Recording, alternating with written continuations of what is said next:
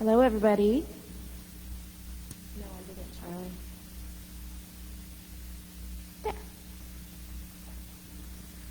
Good morning. I know we're quite early today, but we have received some questions that we thought it would be helpful. I don't need this right now.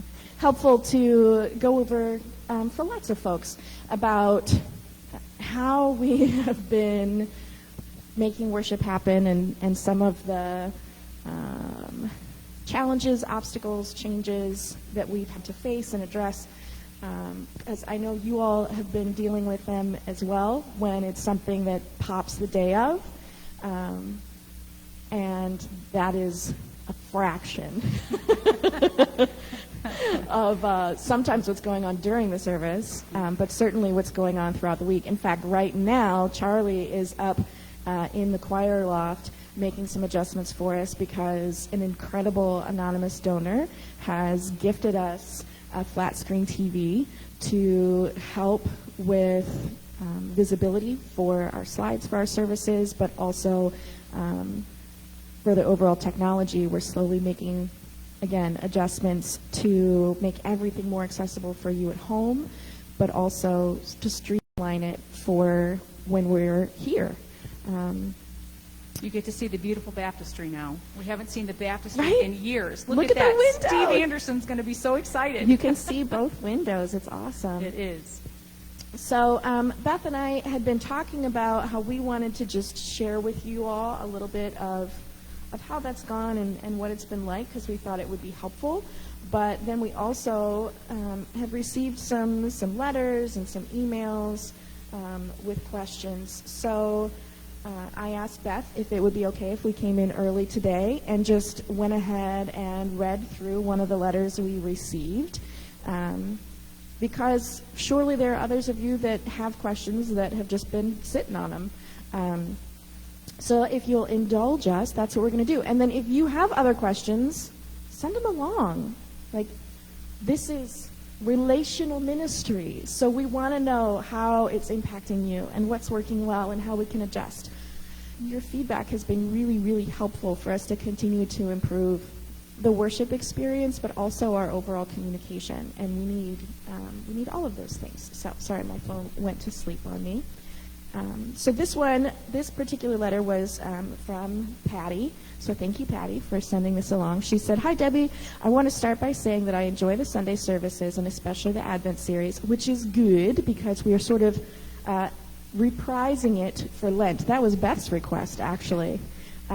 Feels like it goes full circle when we start at Christmas and end in the same theme for Lent. So. Yeah. So we already have all of our narrative stories cast for the Lenten series, and all of the authors have been lined up, and at least one of the actors has been cast. We may have a couple already. So that's exciting. She said, "Please send my thanks to all the participants. I was given much to think on and really appreciate the depth it has added to my spiritual growth." That's wonderful to hear. I also want to thank you, Beth, and all the workers behind the scenes that are working hard under very trying circumstances. So that goes to you too, Charlie, and to Aaron, who's back in New York at school and has been doing so much for us for so long. And Sarah. And and Carrie and Kim and all sorts of folks have been popping in to help this happen. All that being said, I do have a few questions to help me understand some of the difficulties that seem to be present with each video. Truth. Are the videos being streamed through a phone or computer or a mixture depending on what you can get to work each Sunday? The answer is yes. Yeah, it just depends on what works what Sunday. Right. So we bring a multitude of devices because inevitably something goes wrong. On occasion, it has been operator error. I would attribute that entirely to myself. But there have been other weeks when we had Charlie or Aaron here and stuff just glitched. So, well, let's start by we had to make a lot of adjustments. So when we first decided after coronavirus and lockdown and everything that we were doing the videos, that was a little bit easier, I think, for you and I, because it was recorded at home give it to Aaron. He put it all together. Yeah, it was not easier on Aaron. Right, correct. But it was easier on you and I. And there was still a learning curve for us to figure out how to do it on our own devices. Yeah. But get them sent properly in the right format so that it would be okay for Aaron to drop them. And the download times were outrageous. Right. So everything had to be done really early in the week. Right. Yeah. To get them. And then we decided we were getting feedback from people that we were just tired of having recorded worship, and we needed that interaction with one another, and so we decided to do it live stream. Right. We didn't know how to do any of that. Well, and the other thing is, you can only live stream to either Facebook or YouTube at one time from one device. So that's an issue. So we did try doing Zoom once, because if you do Zoom, then it can, like, on a delay stream to those other places, but it's on a delay, so then you lose the interactivity, right. And not everybody has Zoom, and you have to log in, and we know not everybody has YouTube and Facebook, and so those are some situations and issues that we've come. So we understand your frustration, because we're frustrated too. Yeah. So yeah. Well, and both of those platforms have been changing with the coronavirus. Yeah, right. So in some ways, it's made stuff easier to use or more accessible, and in other ways, it's made things more complicated.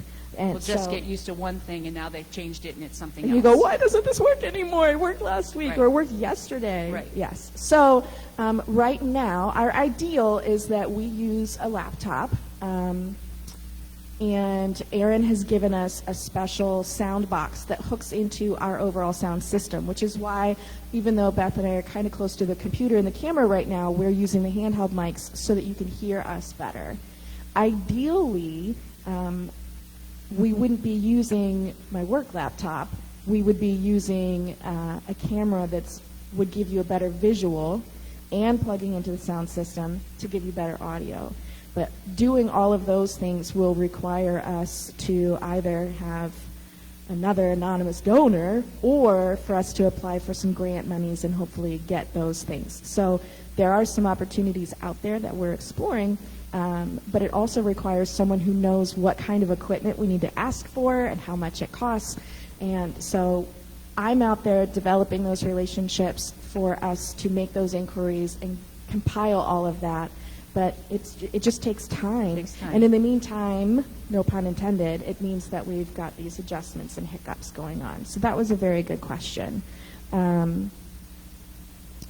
accidentally went into the next one. She said, are these the best options, or do we need to find someone with the technical expertise to help us find better equipment? In other words, does the projector screen technology need to be replaced to keep pace with changing live stream world? And ta-da!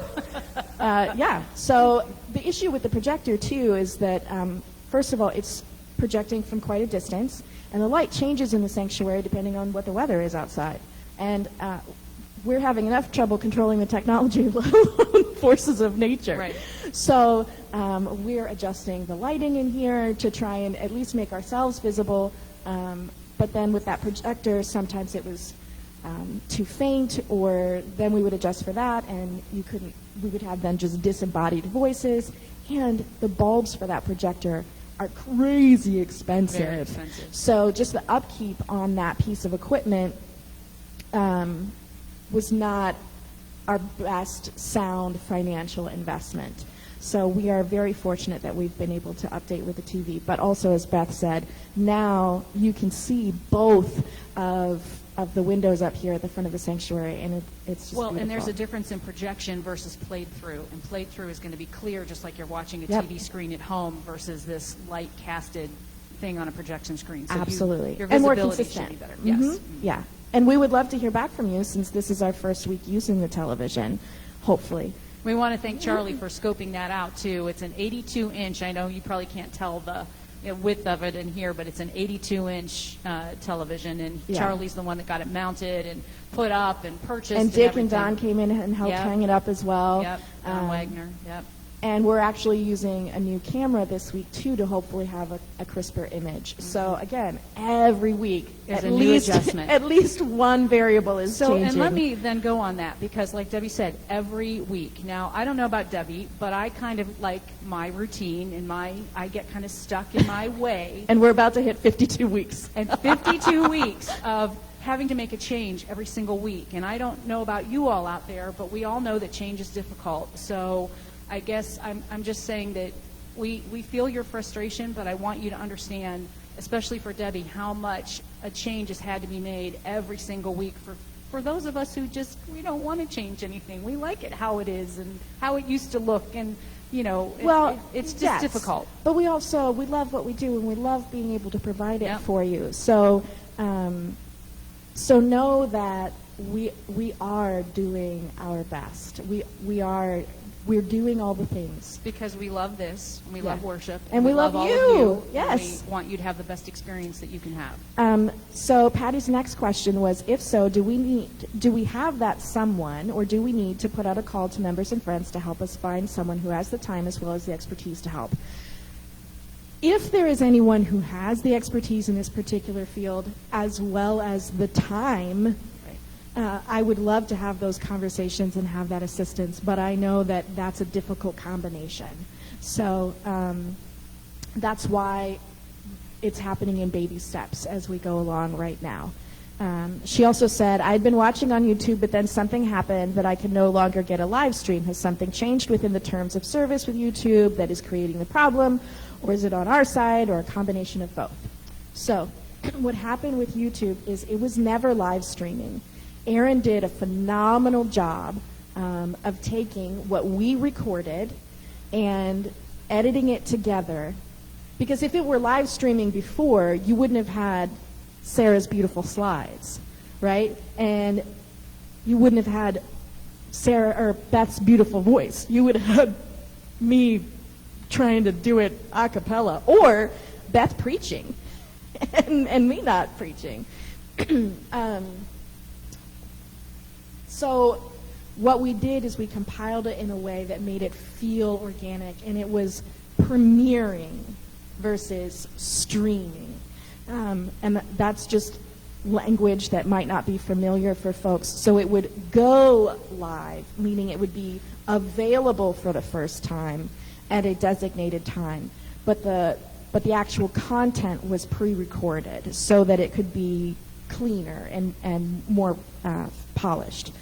So what happened is, and we don't know why still, Aaron had been, as I said, doing all of that editing and then loading those to YouTube for us, and then he went to do it one week and he no longer had access to our YouTube account. And we tried dozens of times for me to authenticate his laptop, he was already designated as an authorized user, so I couldn't just do that again. It was already in the system. So we tried for weeks and weeks and weeks, and it just wouldn't go through. So what we've done now, you'll notice on YouTube, everything is there now. I did a couple tutorials. Charlie gave me some advice. Aaron walked me through it. Google videos on how it works. Thank you to the Medellins for letting me come and stay at their house until 1 o'clock in the morning while everyone else had gone to bed, so that I could use their faster internet. That's the other thing, is the connectivity, to load all of those videos up to YouTube. So everything is there now, and we should be good to premiere those videos on YouTube going forward and live stream during Facebook. The reason we do the live stream on Facebook is because you have the capacity to interact, which is what folks have asked for, but also we have more folks using Facebook as their platform. So the good news about that is Facebook has changed how they do it. You don't have to have a Facebook account to watch. You can just click the link that Sarah sends out in the weekly emails to our event, and it'll take you straight to the event, and when the live stream comes on, it'll just pop. Because I know that's a concern for some of our older adults that maybe don't understand social media and have heard horror stories about social media, which we completely understand. But like Debbie said, just hit the link that Sarah has sent you. You don't have to set up a Facebook account, and you should be able to click that and make that work. And now we've just accidentally answered Patty's next question. Okay. Yeah, I now watch on my computer through Facebook Live. I know not everyone wants to be on Facebook, so is there a way to watch without joining Facebook? And yes, there absolutely is. And that wasn't always the case. So again, another change, another learning curve. Right. She says, are there other services that we could be using? I know I listen to several programs on Spotify, and I'm not sure if they include video or if it is audio only. I haven't really delved into the Spotify world. So Spotify is a service that is, I believe, audio only. There are podcast options as well. And as we get things into sort of a crystallized format, we might be able to use other services and expand to other services to increase accessibility, because that's part of the core values of this congregation, right? Of being an open and affirming church is that we want to make everything as accessible as possible to all persons. Right. So another thing that I'm mindful of is I want us to start having some closed captioning on our services for folks that have auditory impairment or are maybe English isn't their first language. So yes, there are absolutely other things that we can be doing and would like to start doing. We're just running in front of the train right now, as everything keeps changing so fast. We're behind the train. I think we're behind the train. That would imply we've already been run over. So maybe it is behind the train. We're behind the maybe train. We're trying to catch the train. She said, I had problems on my end getting the volume correct so that I could hear you without it sounding like it was coming through a long tunnel. When you use the handheld mic, I didn't have that issue. Is there a solution that doesn't require you to hold the mic at all times? Do we have several mic stands that can be placed in such a way that it doesn't obstruct your face but frees you up from having to hold the mic? Well, there is a solution, and Debbie won't say it, but I will, No, I will. because it's a money issue. There's a headset that she can get that would come right across her face. You won't even see it, but those things cost money. And at this point in our budget, as you've all received that letter, we don't have that.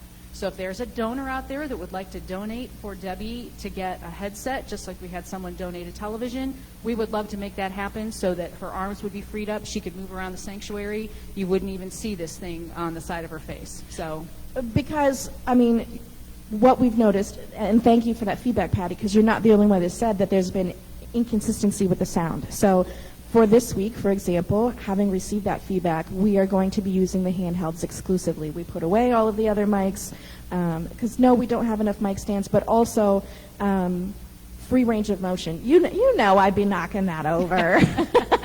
And even the headset is different, too, even than a lapel mic, because Beth and I were talking about this morning as we were trying to strategize that women's clothing isn't made for using a lapel mic because you would end up with something ruffling or rustling. Which makes more noise. Which makes more noise, and it's really like abrasive noise as well. Even soft fabrics sound so harsh rubbed up against a microphone. Even if I were wearing my stoles every week and clipping it to that, I've had issues with that because the stole is loose. And so yes, the best way to address the sound would be for us to get a headset. That's not our reality right now, so we are going to use the handhelds for now. Mm-hmm. She said, I know it's been frustrating not only for those on the production end, but for us, the home participants, but we can find answers because we are a loving, caring, and creative family. Again, thank you to you, Beth, and all the behind-the-scenes participants. We love you for all your hard work and dedication, and let us know how we can help. So, first of all, it helped a lot for you to actually write these questions down and give them to me so that we can answer them comprehensively, not just for you, but for others who may be having those questions and wanderings and wonderings as well. Right. So I would encourage, again, others, if you have questions, if you have concerns, if you have ideas, if you have connections, all of those things are helpful. Because the other change that we have every week is every other week my kids are here, right? So we want to be making these adjustments with the mindset that we're all coming back to worship. Right. Not just my kids, but all of our kiddos and our grown-ups and our grandparents and all of our families and individuals. So we're trying to, as we make adjustments, make sure it's something that's going to be a long-term solution and not just a short-term fix. We only do the short-term fix if we're caught right in that moment with a hiccup that was unanticipated. And we have been making progress on those things, and I hope that you all will begin to be able to see that. In fact, this past week, so those of you watching this video will be the first to know, Vision and Vitality did meet, as we discussed, to talk about not just our finances, but about how we continue to move forward, even in this time of pandemic. And we're going to be piecing together a task force, a COVID-19 task force, to do our strategizing for coming back to worship and for, as we go forward, addressing when is it safe to be in worship and when do we make accommodations. So if that's something that you're passionate about, please reach out to me. I know that we have a couple people already who have either volunteered or been assigned from leadership to be on that task force. And our goal is, Beth and I would love, sorry, I just got goosebumpies. We would love to be able to have Easter service in here. So we have Lent planned out, and Easter we've kind of set aside for now for that special morning, because we would love for it to be, the Sunday that we celebrate the resurrection and new life. Let's celebrate new life into the church. Yes, yes. So thank you again for those of you that are reaching out directly with your questions. That's very helpful to me. It's an opportunity for us to be in conversation and relationship. And I certainly don't want you to be sitting at home frustrated any more than I want us to be frustrated. But I would rather be able to share with you what's been going on and how we can all continue to work together. So feel free to leave comments on this video, to send messages, whether text or email, to myself, to Beth, to Sarah, so that we can, even if we don't have the immediate answer, then we can be sourcing those things out. Because we are an Ephesians church. We are better together. Amen. Right? So I don't know if I'm a hand or a foot or an eyeball or what, but when we come together, we do more, and we do great things. So thank you to everybody who has been helping out. Thank you to everybody who has offered and will offer. Thank you for everybody who is saying, you know what, this is not my wheelhouse, not my bailiwick, but I will pray about that. Right. And because really, that's the big it helps too. Yep. Yes. Yep. And just even your offerings of grace really Amen. mean a lot. So we are going to sign off of this now so that we can get ready to lead worship, because it's almost time for us to start our quarter coffee hour. Again, this will be the first service with the television and exclusive handhelds and new camera. I think that's enough changes for 1 week. So grace already, please, because we don't know. And the feed to the television will be coming from a different computer. Yep. So let's do it. So let's do it. All right. Let's go. We love you guys. Thank you so much. And we'll talk to you more soon. All right. Bye-bye.